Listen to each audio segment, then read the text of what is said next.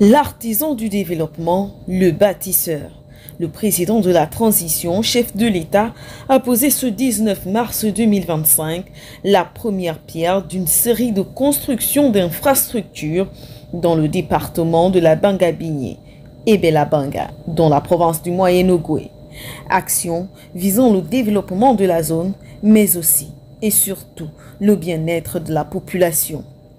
Réhabilitation d'un pont de plus d'un demi-siècle qui a longtemps constitué un véritable calvaire pour les routiers.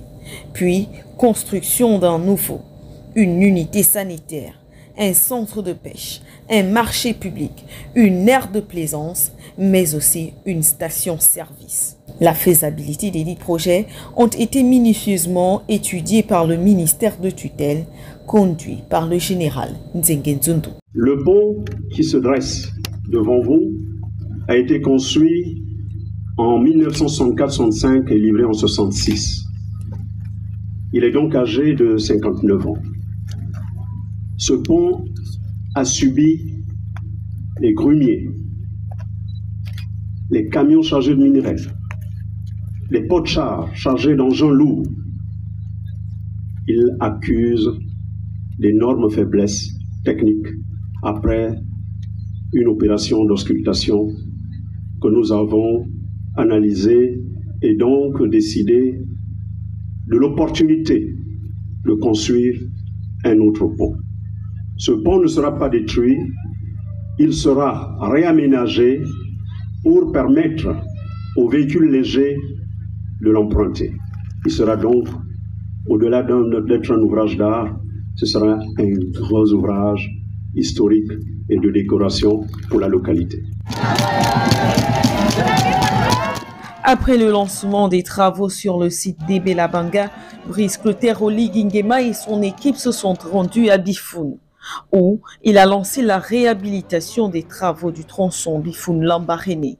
Le chef de l'État et son gouvernement ont été chaleureusement et vigoureusement accueillis par les fils et filles de la localité, membres de l'Union pour la République, mais aussi par les autorités administratives de la province. Cette jeune formation politique ne ménage donc aucun effort pour accompagner et soutenir son candidat à la prochaine élection présidentielle, et la joie pouvait se lire sur les visages des uns et des autres. Vraiment, ça nous fait du bien, nous sommes très contents. Je parle au nom des populations du village de Bela-Banga. Nous sommes contents de la manière dont le président Oligui Nguema travaille. Ça nous fait du bien. C'est l'arrivée du président pour la première pause de la pierre pour le pont. Voilà pourquoi on s'est déplacé pour que l'UPR soit représenté partout. Nous sommes dans le Moyen-Ogooué, c'est chez nous. Voilà pourquoi nous sommes arrivés. Le pont là, ça fait des années avant même ma naissance. Donc vraiment, nous sommes très contents parce que le président doit le changer. Le pont est tellement gaspillé, ça nous fait plaisir et nous sommes très contents. Mes impressions sont des impressions de satisfaction dans la mesure où nous allons terminer maintenant avec la souffrance de la route carrossable qui freine entre Bifoun et Adam. Et ça va vraiment remettre le trafic Lambaréné-Bifoun dans un temps de circulation normal. Les maquettes présentées ici ce jour sont de véritables chefs-d'œuvre. Le chef de l'État a commis sur ce chantier des entreprises nationales et internationales de renom, dont Gabon Oil Company, Bexis Gabon, qui a déjà fait ses preuves dans la sous-région et plus proche de nous, le Cameroun et la Côte d'Ivoire. Les infrastructures ici répondent non seulement aux standards internationaux, mais aussi à l'écosystème environnemental et économique du pays. C'est un pont en 3 travées qui fait 200 mètres de long au total et plus 50 mètres de chaque côté de rampe d'accès.